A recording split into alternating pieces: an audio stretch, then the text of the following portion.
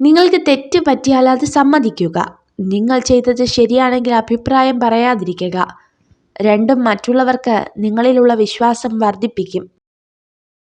സ്വന്തം ദുഃഖത്തിനിടയിലും അന്യന്റെ വേദന മനസ്സിലാക്കി പ്രവർത്തിക്കാൻ സാധിക്കുന്നവരാണ് ജീവിതത്തിലെ ഏറ്റവും വലിയ സമ്പന്നർ. വേദനിക്കുന്നവന്റെ കണ്ണീർ ഒപ്പുന്നതിലും വലിയ പുണ്യം മറ്റൊന്നിലും കിട്ടില്ല. അനുഭവിക്കുന്ന വേദനയോ കടന്നു പോകുന്ന അവസ്ഥകളോ പറഞ്ഞാൽ വേറൊരാൾക്കും മനസ്സിലാകില്ല എന്ന ചിന്തയിൽ നിന്നാണ് ഒരാളിൽ മൗനം പിറവികൊള്ളുന്നത്. ന്യായം നമ്മുടെ ഭാഗത്താണെങ്കിൽ തെറ്റ് സംഭവിച്ചിട്ടില്ലെങ്കിൽ ആരൊക്കെ നമ്മളെ മോശക്കാരാക്കിയാലും തളർത്താൻ ശ്രമിച്ചാലും കാലം ഒരിക്കലും നമ്മളെ തോറ്റുപോകാൻ അനുവദിക്കില്ല.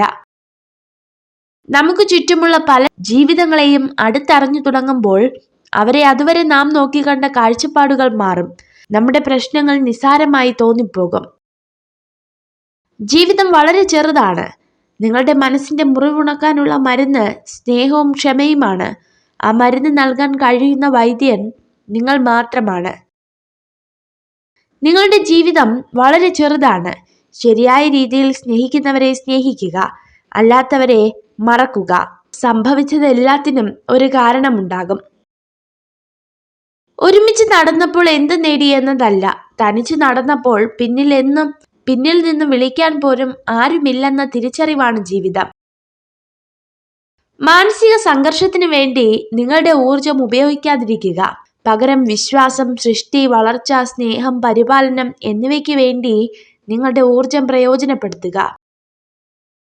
ഒരു ഇരുമ്പ് ദണ്ഡിന് കൂടുതൽ അടി കിട്ടുന്തോറും അത് മൂർച്ചയുള്ള ഒരു ആയുധമായി മാറുന്നു. അതുപോലെയാണ് നമ്മുടെ മനസ്സിന്.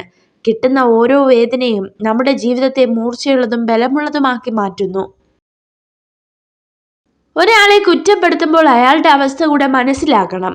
സത്യം എന്തെന്നറിയാതെ നമ്മൾ പറയുന്ന ഓരോ വാക്കും കേൾക്കുന്നവരുടെ മനസ്സ് തകർക്കുന്നതാണോ എന്ന് ചിന്തിക്കുക.